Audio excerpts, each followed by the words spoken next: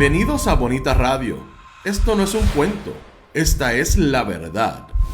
En breves segundos, la periodista Carmen Enita Acevedo estará con ustedes. Bonita Radio está disponible en Facebook, Instagram, Twitter, Spotify, Google Podcast, YouTube, iVoox y iTunes. Agradecemos a nuestros auspiciadores: Cooperativa Seno Gandía, Solidez y Futuro, Buen Vecino Café. Nuestras transmisiones son viables también gracias al apoyo de ustedes. Pueden enviar sus donativos accediendo a bonitaradio.net. Allí podrán realizar su aportación a través de PayPal o tarjetas de crédito. También pueden realizar su donativo por ATH Móvil Negocios a la Fundación Periodismo 21. O pueden enviar un cheque o giro postal a PMB número 284, P.O. Box 194000, San Juan, Puerto Rico 00919-4000. Bonita Radio, esto no es un cuento, esta es la verdad. Con ustedes, la periodista Carmen Enita Acevedo, en directo desde el estudio Roberto el Indio Acevedo. Buenos días, Puerto Rico, soy Carmen Enita Acevedo y estamos en Bonita Radio. En Bonita Radio a esta hora se enciende esta estación de periodismo digital e independiente para conversar con ustedes sobre ustedes y de lo que ustedes tienen derecho a saber. Y esta mañana vamos a hacer una entrevista que va a cubrir todo nuestro horario porque nos parece importante que llevamos mucho tiempo hablando de renovación, de recuperación, de rehabilitación de sistemas de energía.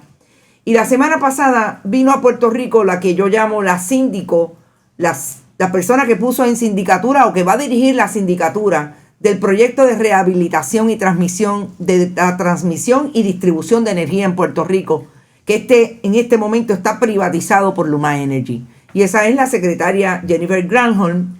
Y cuando vino a Puerto Rico, mucho se reunió con líderes comunitarios, entre otros, uno de los líderes comunitarios de la montaña que participa con un gran grupo de trabajo en Casa Pueblo, su padre Arturo Masol y su madre, quien no está ya con nosotros, pero quienes idearon y comenzaron el proyecto de Casa Pueblo. Estamos hablando de que esta mañana vamos a hablar largo y tendido, como dirían en el campo y allá en Country Club igualmente, con Arturo Masol de ella. Saludos, Arturo, y qué bueno que estás en Bonita Radio.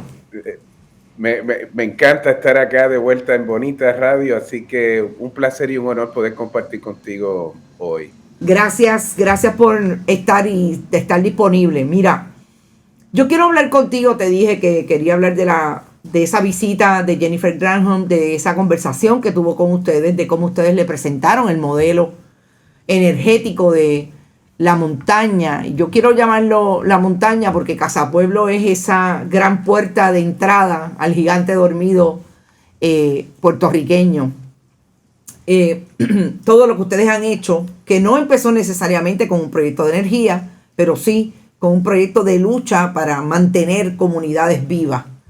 Y eso se trasciende a este momento histórico en que estamos luchando todos y todas por mantener un proyecto de energía o tener un sistema de energía estable y sólido en el país. Yo quisiera que empezaras por contarnos el modelo energético de Casa Pueblo, de qué se trata y cómo llegamos hasta aquí en términos de cómo ha variado y se ha colocado como una alternativa, no solamente para la montaña, sino para replicarse al país, y que en efecto fue la conversación que tuviste con la secretaria Granholm.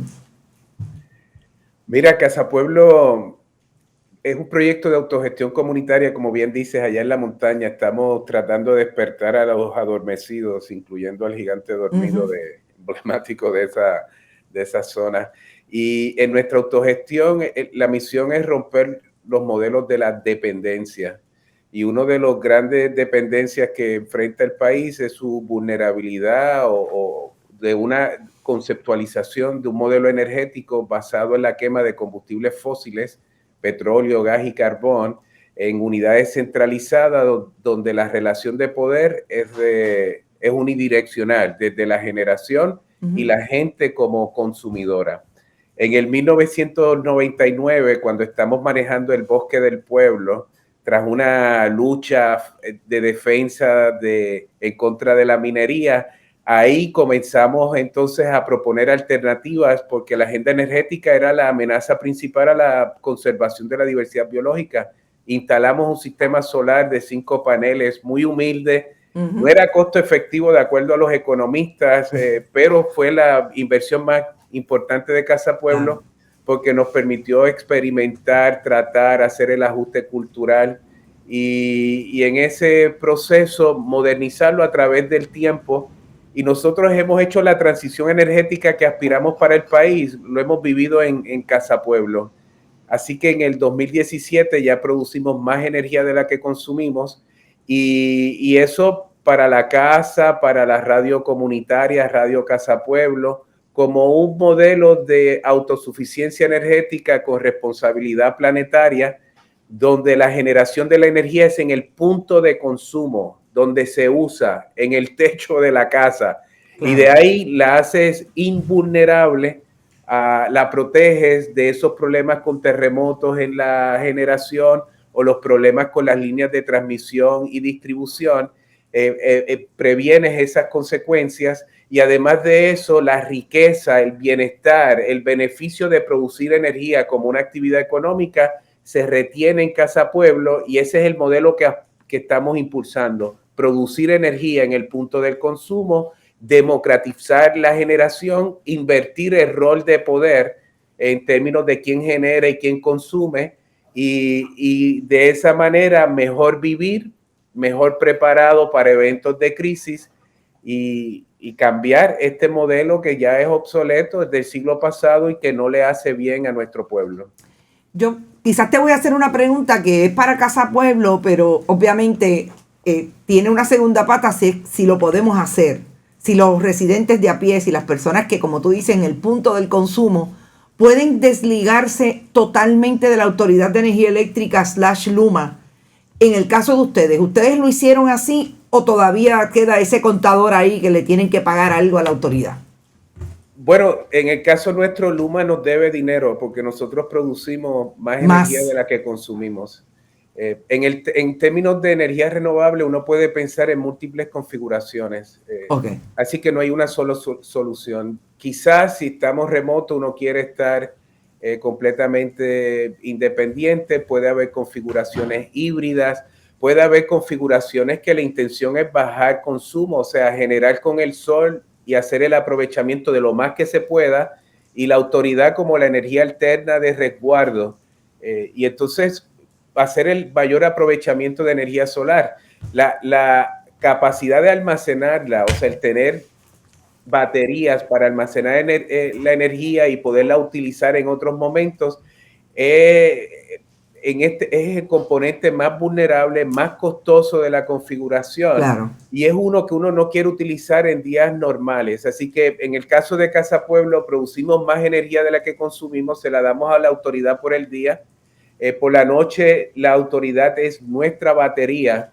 Y si la autoridad no está, tenemos energía almacenada para las cargas críticas de Casa Pueblo. Entonces, en ese sentido, hay una redefinición.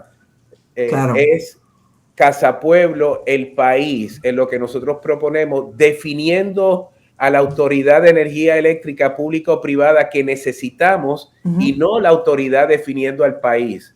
Claro. Y entonces en lugar del sol ser la fuente de energía alterna, bueno, ese es nuestro combustible primario, que es el gratuito, el que tenemos accesible. Claro. Y la autoridad es la fuente de energía alterna. O sea, la contestación es que en efecto, y ahí hay una vulnerabilidad y lo sabemos, digo, de lo que hemos estudiado en el asunto del almacenaje, ahí es lo más crítico de esas configuraciones. Pero lo que ustedes proponen, yo siempre he dicho que Puerto Rico, que tiene un problema de soberanía política, y eso es otro tema que podríamos traer, pero que también incide con este. Las primeras soberanías que el país iba a lograr eran la energética y la alimentaria. Siempre lo he visto de esa manera. Y tú estás diciéndome precisamente eso que yo tengo aquí atrás, como dicen en country, en la base del cerebro.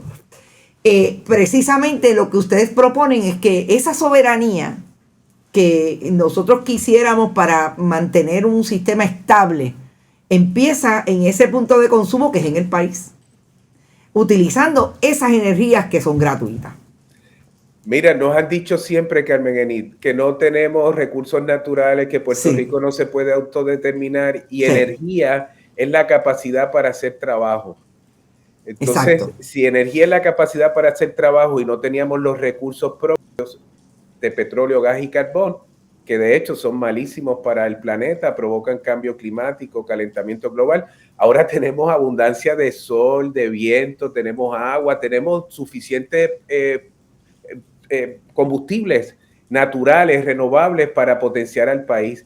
Y hay un tema de justicia que es bien importante. Si energía es la capacidad para hacer trabajo, piensa en el barbero solar de en Adjuntas.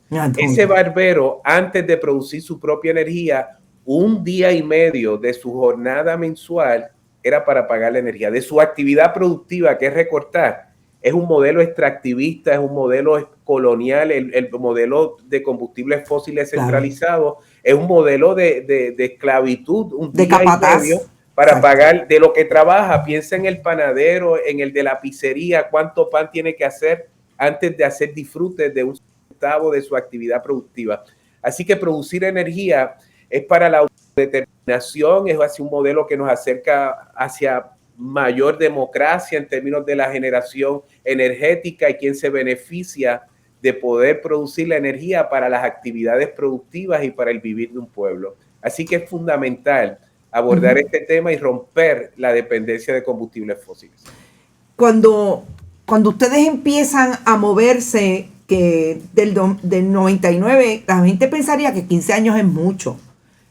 Ustedes están rompiendo con una estructura de poder y eso está clarísimo. Ya han roto a través de los años con las diferentes luchas. 17 años no es mucho. En el 2017 ya tenían esa capacidad. Vino María y fue un reto mayor. Y ahí tú dirías que se visibiliza más ese esfuerzo de 17 años dándole a la piedra, moviendo mentalidades entre las comunidades, la gente que vive en la comunidad, que no veía otro modelo que no fuera el modelo tradicional de esos combustibles fósiles. ¿Tú dirías que se movió a tal punto en María que la visibilidad es mucho mayor y ya la gente piensa un poco más en que eso es posible? Mira, pues desde el 1999 lo que ocurre es que estamos explorando, la gente está visitando, estamos armonizando la propuesta de movernos y alejarnos de combustibles fósiles a la generación distribuida, pero para muchas personas era visto como éramos una minoría, como muchos de los cambios de este país son iniciados por minorías, y lo veían como una cosa bonita, pero como en lugar de carros movernos a las bicicletas, algo en ese sentido. Sin embargo, el huracán María validó la experiencia de Casa Pueblo, la vivimos Adjuntas, el pueblo estuvo 4 o 5 meses sin energía eléctrica, el pueblo nada más, los campos hasta 1 año. Y Casa Pueblo pudo mantener su radio, abrimos el día después del huracán. Cuando uno piensa en estos eventos naturales, están las consecuencias del huracán como tal, las consecuencias directas, pero es realmente lo que ocurre después, los problemas que se causan, lo que provocó muchas muertes, muchos enfermos, emigración, todas las consecuencias, el disloque económico fue porque el país no pudo rebotar, no pudo responder a la emergencia de María porque en parte no tenía luz. No tenía luz, pues no hay agua. Si no hay agua, pues todas las complicaciones que vienen después. Casa Pueblo abrió el día después. Y yo creo que la gente ha visto que movernos hacia generación propia de energía es un paso de avance, de futuro. Nosotros estábamos siempre mirando al futuro y fue validado con el huracán. Entonces, de pronto, a partir de ahí hemos estado realizando muchos proyectos y Fiona se convierte en este nuevo huracán en otra validación de lo que está ocurriendo en Adjuntas desde el punto de vista de cambiar ese paisaje energético, atendiendo la torre de comunicaciones, infraestructura crítica, los bomberos, el hogar de adultos mayores, la lechonera solar. Aquí no hay que esperar a un huracán para que se vaya la luz. la lechonera solar siguió sirviendo, la persona siguió trabajando y el barbero volvió a trabajar el día siguiente porque tenía energía eléctrica, no se comprometió su actividad productiva. Y eso no quiere decir que está exento de problemas, hay asuntos que resolver. Estas tormentas son mucho más grandes, los periodos de nubes densas son mayores. Si usted lo que tiene es una cisterna de agua, pero cisterna de energía, la batería, pues quizás su cisterna es más pequeña, es moderada, es más grande. Si no hay sol, el sistema es solar, necesita que entra. Pero la infraestructura está ahí. Tan pronto sale el sol, comienza a hacer aprovechamiento y el sol sale antes de que llegue Luma, por mucho. Entonces, tener esa infraestructura coloca a la gente, a la población, no como si estuviera todo resuelto, pero en una mejor posición para responder a todos esos desafíos que vienen después de estos eventos climáticos. Fíjate que tú hablas de responder, hablas de respuesta. Mucho de lo que se ha planteado desde María, y vamos a empezar con Irma. Irma, María, Fiona, ha sido la respuesta.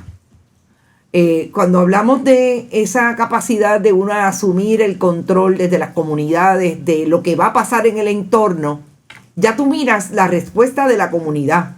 No necesariamente atiendes la respuesta del gobierno. Siempre va a haber una dependencia en algo, porque definitivamente si toda la vida de la población no necesariamente va a estar controlada por esa comunidad desde el punto de vista de los servicios. Siempre tenemos que llegar al hospital, etcétera, etcétera. Pero el modelo comunitario lo que pretende es precisamente que el Estado pueda asumir esa responsabilidad de mirar hacia allá y ver lo que esas comunidades han logrado que les ha hecho tener una mejor respuesta. Y aquí llegamos a Jennifer Granholm. Como te dije, yo pienso que la secretaria es la síndico de ese proceso. Puerto Rico ha tenido 5 años para activar una rehabilitación de lo que fue el decaimiento total a base de lo que pasó con los huracanes, pero también con el mal mantenimiento y el mal trabajo que se le dio a esa infraestructura de energía eléctrica. Y no ha pasado mucho, quizás no ha pasado nada. El país sufre de esquina a esquina por lo mismo. Los apagones todos los días, desde el área metropolitana, y lo más crítico siempre es el área de la montaña. El área oeste también está sufriendo mucho hacia la costa, etc. Llega Jennifer Granholm y ¿cuál es? Primero, ¿cómo se dio el junte? ¿Ellos se acercaron o las comunidades, ustedes fueron y dijeron, estamos aquí, necesitamos presentarle el modelo? No, nosotros no fuimos donde nadie. En el Departamento de Energía están trabajando el proyecto de PR100, de cómo movernos a 100% de energía renovable. Y aquí, aunque no ha pasado nada, hay que decir que por lo menos no ha pasado la gasificación de Puerto Rico. Se detuvo el gasoducto, se han detenido cosas que hubiesen sido extremadamente insostenibles. Y nos decían en la emergencia energética cuando nace Bonita Radio y Catapulta está luchando en contra de ese gasoducto, nos decían que esa era la crisis energética, se solucionaba con un tubo. Exacto. Mira, y endeudaron a la autoridad y en lugar de invertir en el mantenimiento y otras cosas, la desmembraron. Gasificar al país no es la contestación. Es el mismo modelo, centralizado con la línea de transmisión y distribución. O sea que eso no es lo que necesita Puerto Rico para adaptarse en resiliencia energética en el siglo XXI. Por lo menos la conversación está cambiando. Y en ese cambio de conversación cada vez es más inminente que hay que hacer primero el mayor aprovechamiento de los recursos endógenos. Es que hace sentido en Puerto Rico y lo hace en cualquier que esté mirando el tema energético en este momento, sabe que hay que hacer una transición, pero no al siglo pasado. Y el gobierno se ha mantenido, el de aquí, con la autoridad pública y la privada, porque los privados también está privatizada la generación con gas y con carbón. Quieren privatizarlo completo, pero no han podido romper el modelo de la adicción de combustibles fósiles.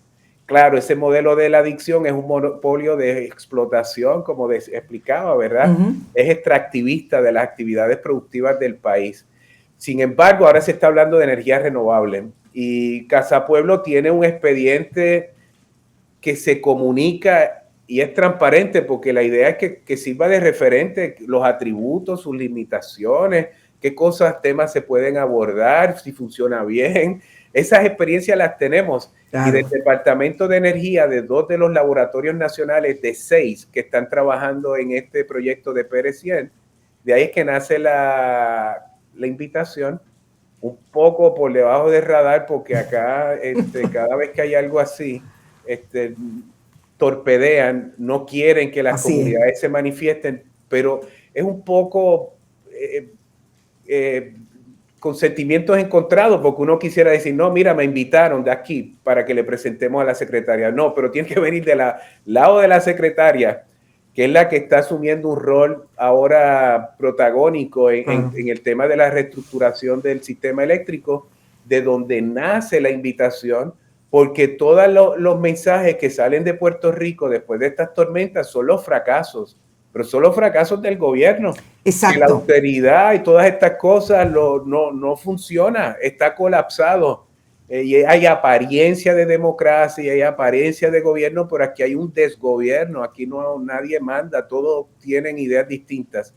Y en ese sentido, pues que venga esa invitación y pudiéramos participar en estos foros, pues me parece a mí que dice algo de que no tienen la ruta de futuro energético escrita en piedra, porque si la tuvieran en piedra no nos invitan. No te invitaban, exacto. Que están receptivos, que lo que está ocurriendo desde la mirada que ellos les están dando de energía renovable, lo que está ocurriendo en Adjunta es un gran experimento social también, es una experiencia social que es importante en la integración de este cambio de paradigma en producción energética y que Casa Pueblo se convierte en un referente no solo para Adjuntas, no solo para Puerto Rico, sino para los Estados Unidos y el mundo. Y en ese sentido hay una aportación humilde, pero importante a la vez de lo que está ocurriendo desde la autogestión comunitaria. Cuando tú hablas de que hay que ser estratégico, porque si lo dices te torpedean, yo me voy a ir a una imagen que yo tengo bien clara desde María. Aquí no fue un militar puertorriqueño, fue uno de los jefes más altos de la reconstrucción desde el punto de vista militar, cuando llegaron los militares a Puerto Rico 2-3 días después del huracán María, y fue precisamente a trabajar con los puentes que se destruyeron en el centro del país. Y en ese momento Ricardo Rosselló Nevares decía que no se podían ir tan rápido, no podían mantener esa recuperación tan rápida, porque él tenía que participar del Photo Opportunity de que los estaba inaugurando. Así que tú hablas de estrategia, imagínate, esa somos nosotros acá hablando de la estrategia que tenemos que utilizar para no visibilizar desde la humildad, pero sobre todo desde el compromiso con el país, de que eche para arriba con quien pueda tener la puerta abierta y los oídos abiertos para ese tipo de modelo que ustedes presentan. Imagínate, al revés. Y quería traerlo porque me parece que estás diciendo algo que es así. O sea, a mí siempre me llamó la atención cuando vi la información, porque tú la publicaste, de que el modelo de Casa Pueblo está en la mesa del gobierno de Estados Unidos. ¿Por qué nadie dijo nada?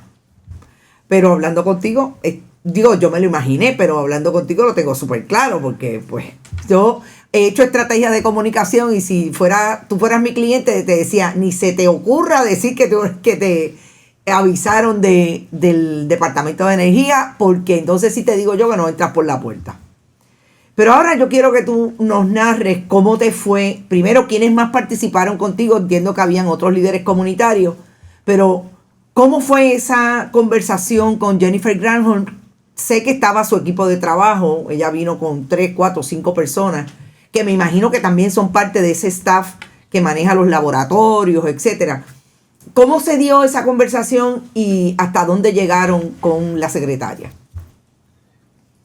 Nosotros hablamos haciendo. Y yo creo que la invitación nace de ahí, de por lo que hacemos, estamos hablando y diciendo, y nuestra presentación fue en esa dirección, a qué hemos hecho antes, durante y después de estas tormentas, y cómo se traducen, ¿verdad?, en el manejo de condiciones de salud crónica, diálisis peritoneal en el hogar, o terapia respiratoria, o de que los bomberos mantengan su actividad, o la torre de comunicaciones de la radio, y el tema de las comunicaciones es fundamental en el país también. Exacto. Nosotros producimos energía en el lugar de consumo, un cine solar que después de la tormenta ahora los niños pueden ir, las escuelas cerradas y el cine solar operando, y por lo menos un espacio de resguardo. Claro. Un poco una herramienta adicional que tiene la comunidad para manejar este periodo de crisis.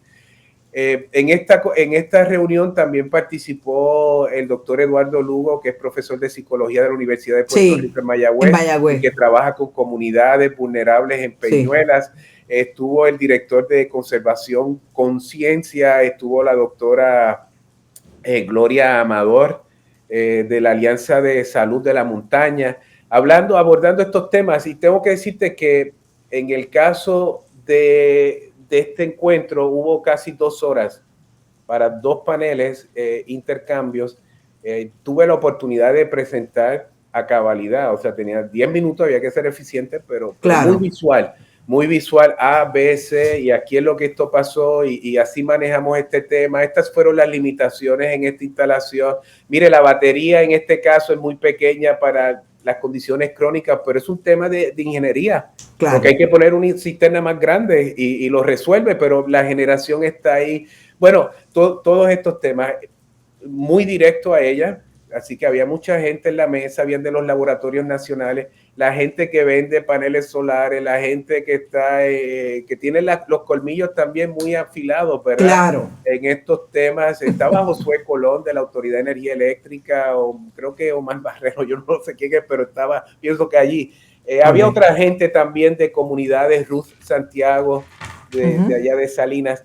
Nosotros presentamos, hubo una sesión de preguntas y demás, pero lo curioso es que al final de la presentación y de ese foro, pues la gente que está allí pues va a ir a hablar con ella, ¿verdad? Quieren hablar con ella. Yo me fui por otro lado a hablar con otra persona, y ahí ella llega para despedirse. Entonces ella decide ir donde mí, y tuvimos un intercambio de, no sé, como 5 minutos, 10 minutos adicionales, donde pudimos intercambiar un poco de impresiones. Ella sabe que está en un escenario que no hay execution, eso es lo que ellos dicen, que no pasa nada. Aquí nadie ejecuta. En Casa Pueblo y en la comunidad que pasan cosas, esa es la acción que habla por sí mismo. Y entonces ahí hay como una disyuntiva, y pudimos hablar de algunas cosas que quizás estratégicamente le puedan ayudar a comenzar a poner la rueda a correr, cosas que se pueden hacer para poner la bola a correr en términos de lo que le corresponde a ella hacer. Los desafíos que tiene con los múltiples actores, que aquí uno se come al otro, uno cancela al otro. Exacto. No hay una agenda nacional clara. Y entonces, de pronto, la agenda nacional la va a dictar el Congreso. Más colonial que eso no viene. Pero ¿cuál es la alternativa? De aquí claro, ya están cambiando el lenguaje, porque como de allá están diciendo energía renovable, lo que venimos diciendo hace 20 años. Exacto. Entonces, ahora lo dicen de allá, y estos colonizados acá, gobiernos, que ni administradores ni administrar saben, entonces ahora están cambiando el discurso. En este tema tengo que decirte pues que en esos elementos, sin saber qué es lo que se propone para Puerto Rico, por lo menos hay unos puntos de entendimiento que podemos estar de acuerdo. Claro. En ese tema de energía en el lugar de consumo estamos de acuerdo. Si nos hablan de fincas solares, eso va a generar claro, posiblemente conflictos dependiendo dónde es que lo promueve. Entonces ahí es que, pero por lo menos hay un hilo me parece que ella fue muy receptiva, muy humilde, accesible. Ella es excelente fue gobernadora de Michigan, así exacto, que ella sabe cómo conducirse. Claro. Y ella sabe, están plenamente conscientes de lo que Casa Pueblo significa, no solamente como grupo ambiental, sino como propuesta política también para Puerto Rico. Y eso, pues, a Claro. la gente aquí se le hace difícil como que por este sentido de inferioridad, ¿verdad?, ante el americano, y nosotros, pues, con mucho respeto, la invitación a ella a visitar Casa Pueblo está, de los laboratorios nacionales ya han estado, ya hay conversaciones previas, y hay unos intercambios que me parece que son importantes, no para Casa Pueblo. Nosotros tenemos energía eléctrica, estamos pensando en el país y en qué hacer para construir seguridad energética más ampliamente y que se avance y progrese la democratización de la energía. Esa es como la misión donde pensamos que podemos aportar en este momento. Esa es la gran meta. Y yo te interrumpo 30 segundos para decir que gracias a un sistema financiero puertorriqueño, Bonita Radio también está de pie todos los días, y gracias a las cooperativas de Juana Díaz y la cooperativa de Vega Alta, que siempre están con nosotros en este proyecto. Arturo, nosotros hablamos, cuando tú me dices de la cercanía, de la empatía, esa es como esta palabra nueva, digo vieja, que la gente ha descubierto recientemente, que se dio en esa conversación contigo y con otros que presentaron, entre ellos interesante Eduardo Lugo, que ha sido un colaborador siempre de Bonita Radio, porque trabaja con comunidades aisladas como los del centro de la isla, y sobre todo con la niñez. Él tiene un gran proyecto con esa población. Mi primer acercamiento sería precisamente a esto último que tú estás diciendo, la aportación de Casa Pueblo. Ya nosotros tenemos energía, ya ustedes tienen energía. Es que se pueda replicar y es que podamos tener una conversación más amplia. Yo te pregunto si tú crees que Puerto Rico, ante la ausencia de esa ejecución que mismo reconoce Jennifer Granholm, ante la ausencia de un proyecto de país de parte del gobierno de Puerto Rico, de plan, ¿tú crees que la definición y ese proyecto está viniendo de lo que nosotros llamamos acá esos fogones prendidos, que la gente se agrupa y sectores y con líderes y comunidades como las que atiende Casa Pueblo y que participan en ese proyecto, lo están generando esa agenda a través de esos diferentes esfuerzos y estas diferentes luchas? Definitivamente es una contranarrativa lo que viene ocurriendo desde la gestión comunitaria, pero no es que sea contranarrativa, es que es una narrativa que funciona y que impulsa el cambio. La narrativa es ante la inercia, la incapacidad, la ineficiencia, la corrupción de lo que uno ve de arriba hacia abajo, pues de abajo hacia arriba se están impulsando los cambios. De hecho, este sábado tenemos un encuentro en la montaña por la transformación energética, un encuentro comunitario donde nos vamos a juntar gente que está abordando el tema de energía por diferentes razones.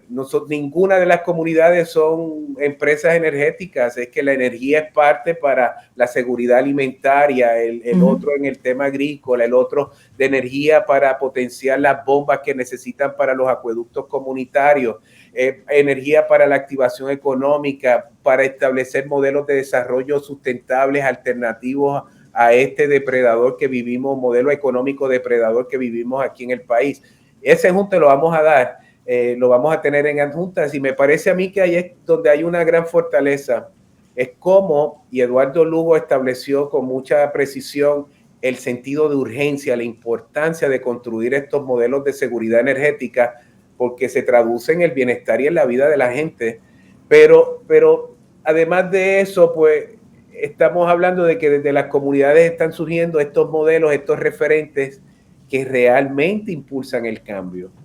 Y ahí es que están las contestaciones y ellos lo saben también. Entonces, nos sentimos en este sentido, en este momento, pues que hemos dado con una contestación que aporta, no es que sea la solución, pero que aporta en esa ruta de conseguir contestaciones a uno de los problemas más urgentes del país.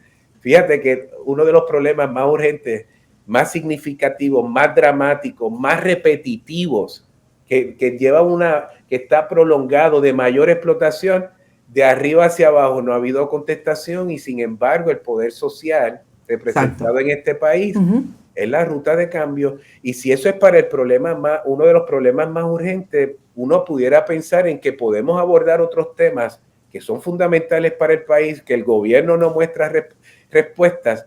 Las contestaciones están y se están practicando. Hay que mirar para otro lugar y tenemos que mirar a nosotros mismos, porque esas capacidades, esa inteligencia, esa energía está generando respuestas a los problemas más fundamentales de nuestro país. Ya directamente hablando del proyecto de ustedes y cómo ustedes tienen alguna cooperativa que financia los proyectos o utilizan una herramienta del sistema cooperativista para hacerlo. O sea, explícame cómo una persona, mi vecino, que acaba de poner su sistema, me estaba cuestionando, pero ven acá, ¿ellos tienen alguna cooperativa que nosotros podamos ir y manejar el sistema, diseñarlo y también pedir el dinero prestado? No en estos términos, pero no. Tengo que decirte, en el caso de nosotros no somos un modelo ni público ni privado. Es un modelo de responsabilidad social, un modelo social que privilegia a los trabajadores y a los pobres del país que no pueden financiar o pagar por un sistema solar. Nosotros pues, mucha gente se nos ha acercado, no vendemos nada, no tenemos costos indirectos, no generamos riqueza. Entonces, con los recursos de donaciones de puertorriqueños en la diáspora o filantropía, pues de un proyecto pues podemos hacer mucho. El grupo cultural de New Jersey también nos apoyaron a hacer, pero estamos haciendo el casco urbano y este es el modelo que pensamos para el país. El modelo del casco urbano es una microred solar que en estos momentos ya toda la generación está instalada. La parte de almacenaje, una batería de 1 megavatio se va a instalar ahora en los próximos meses, antes de fin de año, que le va a dar completa autonomía a esa red donde está la farmacia, la pizzería, la panadería, la óptica, 2 mueblerías, bueno, negocios, el área de más consumo y que más empleo genera.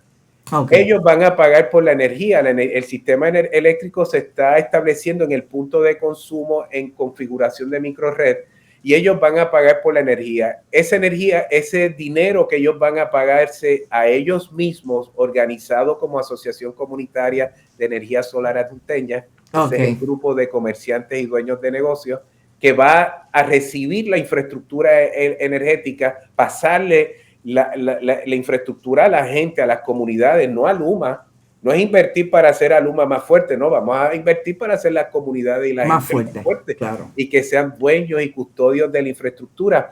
Ellos van a pagar un precio fijo mucho más bajo que lo que pagan en estos momentos, y ese dinero es para un fondo de operación y mantenimiento de la red. De ese dinero se va a autogenerar un fondo de emergencia, si algo se daña poder repararlo. Pero el grueso de ese dinero, Carmen Enid, no es una cooperativa porque los dividendos no se lo van a repartir entre ellos. Ese dinero es para apoyar a personas vulnerables a que tengan sistema solar. Así que ese va a ser nuestro muñequito, digamos, para generar riqueza propia dentro de la comunidad, para que se reinvierta de manera social. Ahora, quería añadirte, nosotros le escribimos también después de Fiona a Nancy Pelosi, quien estuvo en Casa Puebla en una visita también muy... que el gobierno no quería y toda la cosa. Lo recuerdo. Y visitó Casa Pueblo.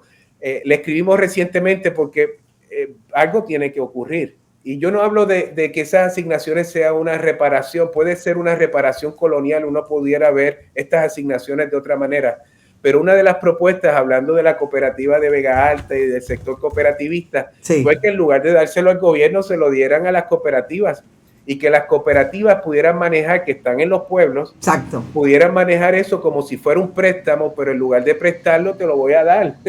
Pero que la cooperativa cumple un rol como con las construcciones, que hasta que tú no pasas por fase, yo no te certifico que lo hiciste bien, pues yo no te voy a dar el dinero al instalador, un poco protegiendo a la persona, protegiendo a la familia. Pues quizás ese rol fiscalizador lo puede cumplir la cooperativa y desembolsar y facilitar que más personas puedan construir modelos de energía solar que ya de por sí la gente está haciendo un sacrificio porque no es que hay una oportunidad de energía solar, es que hay una necesidad, es urgente y la gente está invirtiendo y está empobreciendo al país. Exacto.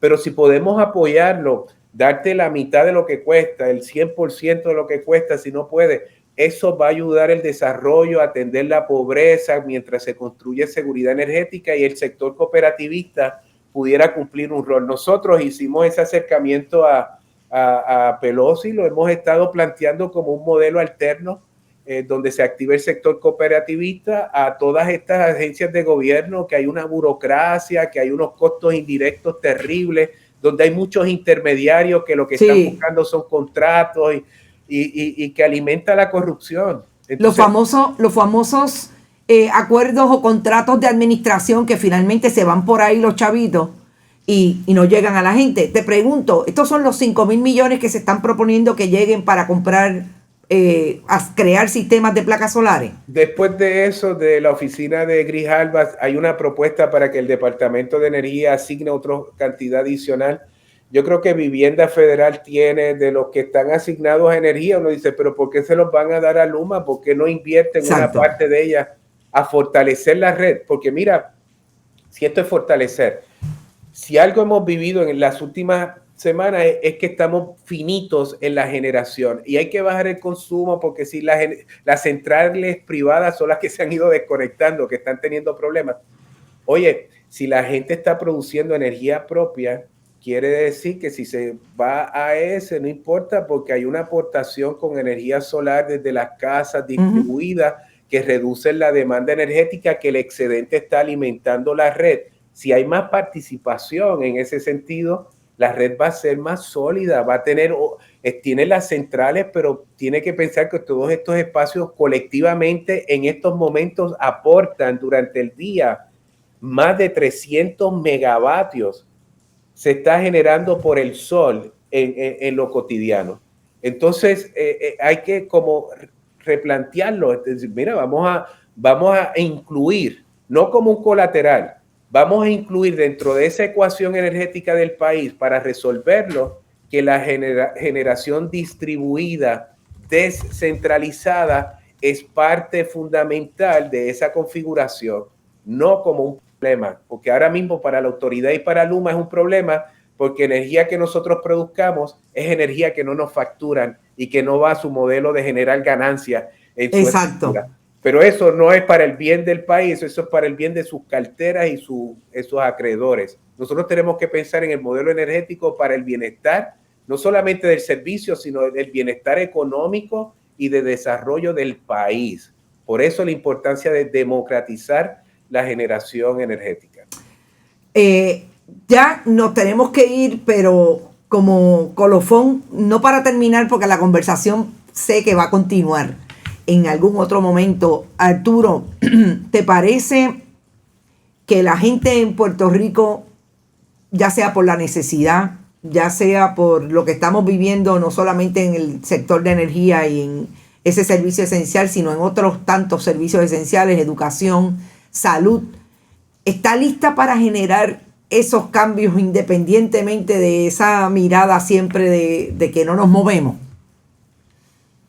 Mira, yo creo que en la población, en muchas comunidades, hay quienes están arrodillados y no se quieren mover, ¿verdad? Que quieren vivir de la dependencia. Hay mucho en redes sociales que dicen, mira, eso que pasó en Casa Pueblo, eso tiene que ser con fondos federales, porque si no es con fondos federales aquí no pasa nada. Entonces hay una gente que está todavía con esas gringolas puestas. Obviamente nosotros no recibimos fondos federales ni estamos pidiendo contratos de gobierno ni queremos, es más, institucionalmente no lo podemos hacer porque es parte de nuestra filosofía. Es parte de sus estatutos. Pero en las comunidades hay una fermentación de atender los temas de violencia de género, de los excesos de la fuerza del Estado sobre la ciudadanía, protegiendo las costas, defendiendo Puerta de Tierra, no se vende, de enfrentar los problemas principales del país. Aquí está ocurriendo mucho y ahí hay respuestas. Y dentro de las comunidades nacen, se gestan y se impulsan, aunque en un momento dado sean propuestas en un contexto minoritario como Casa Pueblo con Energía en el 1999. Mira, ya no somos minoría. Yo creo que la gente sabe que en el tema energético hay que cambiar y producir energía propia. Es una respuesta, no importa si usted es PNP, colonialista, independentista, no afiliado. Esas son agendas nacionales. Esas son las agendas del país, no importa qué.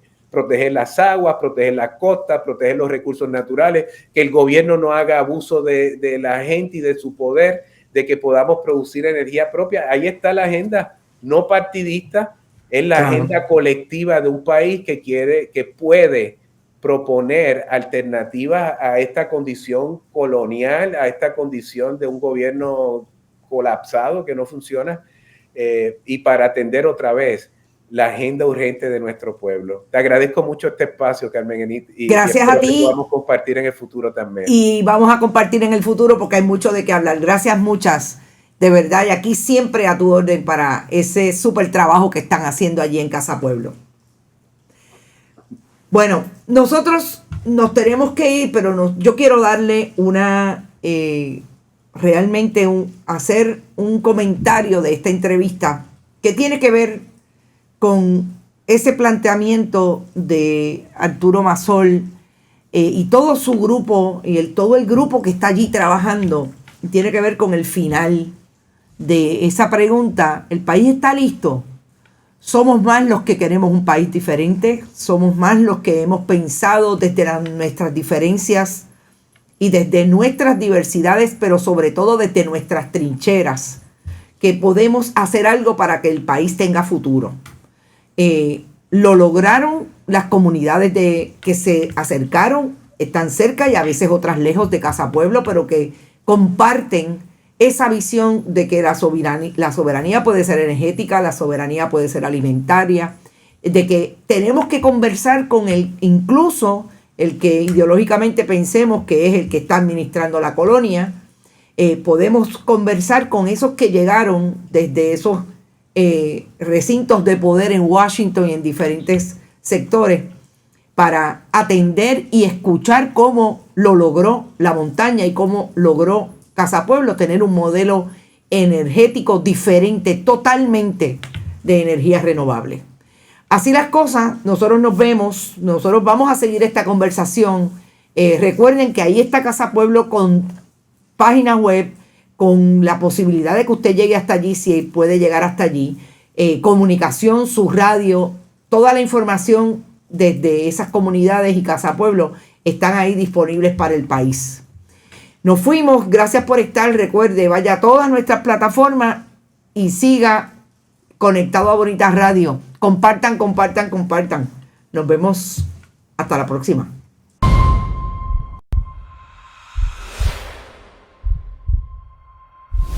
Este programa fue traído a ustedes por Cooperativa Seno Gandía, Solidez y Futuro y Buen Vecino Café. No olvide que puedes realizar sus donaciones a través de ATH Móvil en la sección de negocios como Fundación Periodismo 21, o puede acceder a nuestra página de internet bonitaradio.net y donar a través de PayPal o tarjetas de crédito. También puede enviar cheques o giros postales a nombre de la Fundación Periodismo Siglo XXI, PMB 284, P.O. Box 194000, San Juan, Puerto Rico 00919-4000. Bonita Radio, esto no es un cuento, esta es la verdad.